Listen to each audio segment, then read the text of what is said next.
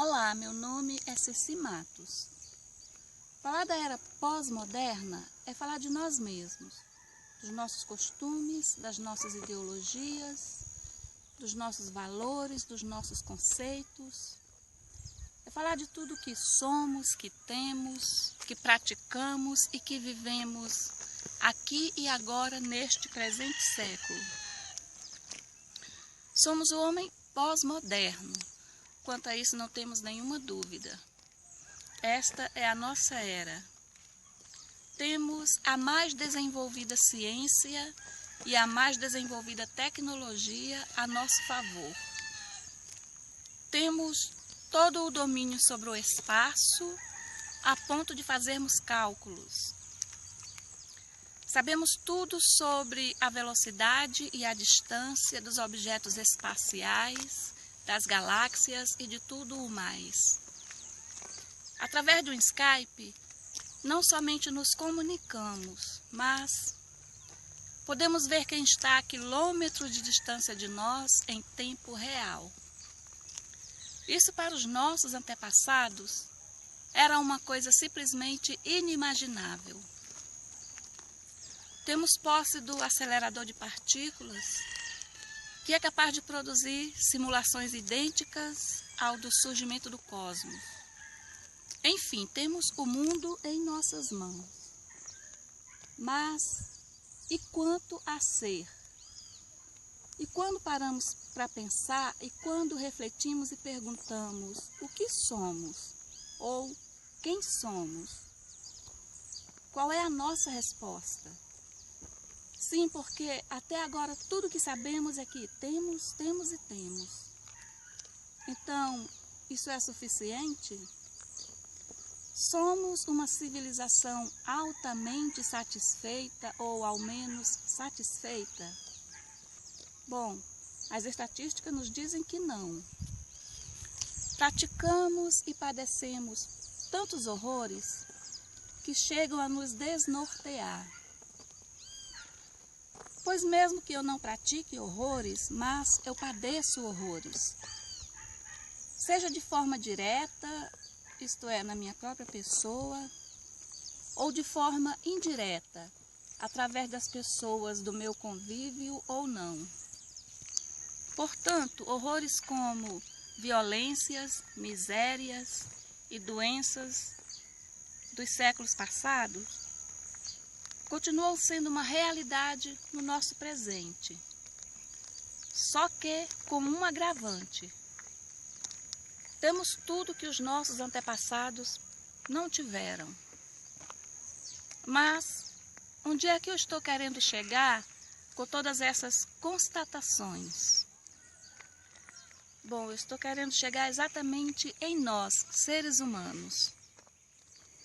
Como podemos padecer de tantas mazelas em meio a tanto desenvolvimento? Recursos, conforto, requinte do desenvolvimento científico, tecnológico. Como pode ainda hoje pessoas morrerem de fome? Pessoas morrerem de doenças que antes não tinham como serem curadas. E hoje, com todos os recursos, pessoas padecem das mesmas causas. Como pode pessoas sofrerem violências que eram praticadas em épocas em que não haviam os desenvolvimentos técnico, científico, intelectual e cultural de hoje? De épocas em que a informação não corria tão solta e tão rápida como corre hoje. Ah, mas isso de violência são algumas pessoas que praticam, não sou eu. Poderíamos pensar e falar desta forma.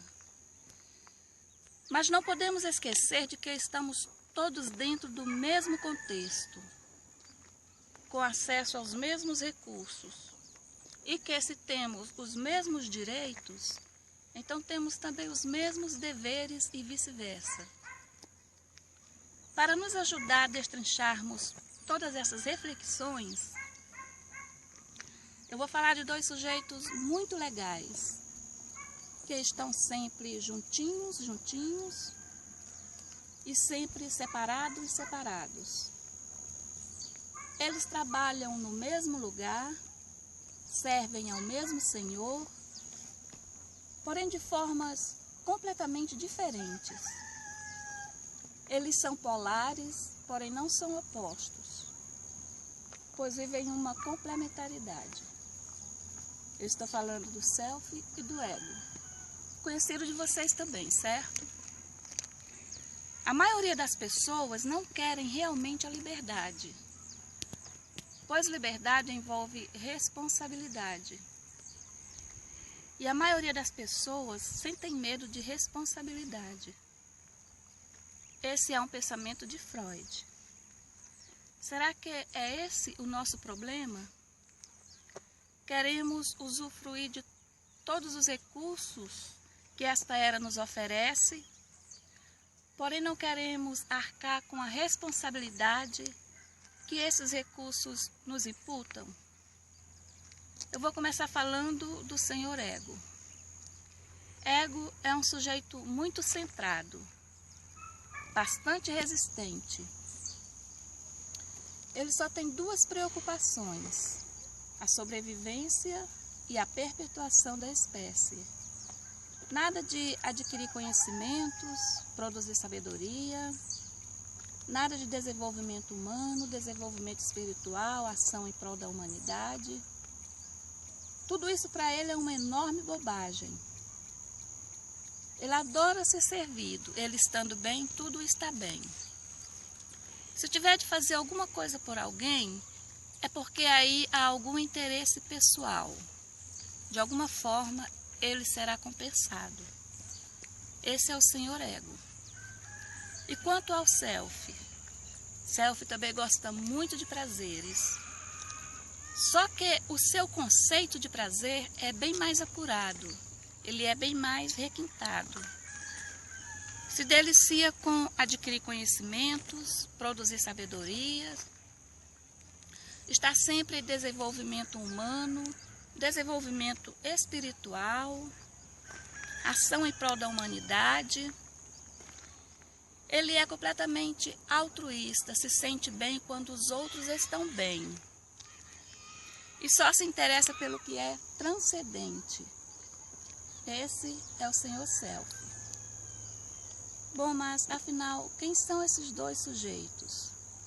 Sou eu, é você, é ele, é ela, é aquele, é aquela. É cada um de nós. Porque é nada mais, nada menos que o nosso núcleo de consciência. Temos o núcleo de consciência maior, que é o nosso self, e o núcleo de consciência menor, que é o nosso ego. Os dois são muito importantes. Precisamos atender aos dois, com responsabilidade e bom senso. O problema é que temos uma tendência em querermos atender mais ao nosso ego, porque atender ao ego é muito mais fácil e mais atraente. Isso é natural, pois trata-se do nosso corpo físico. A grande questão é que somos seres humanos e temos necessidades que os outros animais não têm. Portanto, apesar de toda resistência, precisamos atender também ao nosso self, porque somos corpo e alma. Tudo o que é necessário para o triunfo do mal é que os homens de bem não façam nada. Essa é uma reflexão do pensador e político Edmund Burke, século XVIII. Quem dera que hoje em dia os nossos políticos pensassem também dessa forma e agissem como homens de bem. Dentre tantos, vou citar 3 motivos que fazem com que todos esses males continuem acontecendo. Primeiro, a má distribuição de recursos necessários, recursos indispensáveis à vida. Segundo, o mau uso desses recursos. Terceiro, e aqui eu considero o X da questão, a raiz de todo mal, a falta de desenvolvimento interno. Desenvolvimento para ser e não somente para ter. O século XXI, infelizmente, acarreta em si a responsabilidade do consumismo exacerbado. O que acontece hoje em dia é a banalização de condutas éticas e morais. Essa banalização faz com que as pessoas percam sua identidade. E isso provoca uma escassez de referências boas e concretas. A inversão de valores faz com que as pessoas, desestimula as pessoas enquanto indivíduo a desacreditarem na humanidade. Na década de 80, Lyotard denomina todo esse contexto de desencanto contemporâneo da era pós-moderna. Pós-modernidade para Michel Maffesoli é a prática do utilitarismo exacerbado. Diz ele, o oficioso tomar lugar do que é oficial. Isso significa o que é ilegal tomar lugar do que é legal. Portanto, na prática, o que se observa mesmo, tanto em relação aos pensadores desta época, como em relação à nossa própria observação do dia a dia, é que não adianta ficarmos lamentando e culpando a era moderna por ter fracassado, com a desculpa de dizer, mas agora cada um faz o que der na telha, porque não existe mais essa de valores universais. No fundo, sabemos que isso não é verdade. Os valores universais existem, existiram e sempre vão existir. O que nós precisamos mesmo é deixarmos de ser evoluídos somente no ter e passarmos a ser evoluído principalmente no ser, para que assim possamos usufruir melhor e com mais responsabilidade do nosso tão esplêndido ter. A vida é um processo pedagógico. Precisamos tirar lições dos erros das civilizações passadas. Nós somos um ser individual e social. Precisamos viver com inteligência, com responsabilidade e com compromisso, as duas condições. Sabemos que não vai acontecer uma mágica que vai nos tirar de todo esse desencanto. A única coisa que pode realmente nos tirar de todo esse desencanto é a nossa própria vontade. Ou mudamos, ou corremos o risco de ficarmos na história como uma civilização muito bem equipada, mas que não soube usar os seus recursos com inteligência e generosidade. Sem falar que podemos nos tornar os responsáveis pela falta de recursos naturais para as próximas civilizações. E isso é muito sério.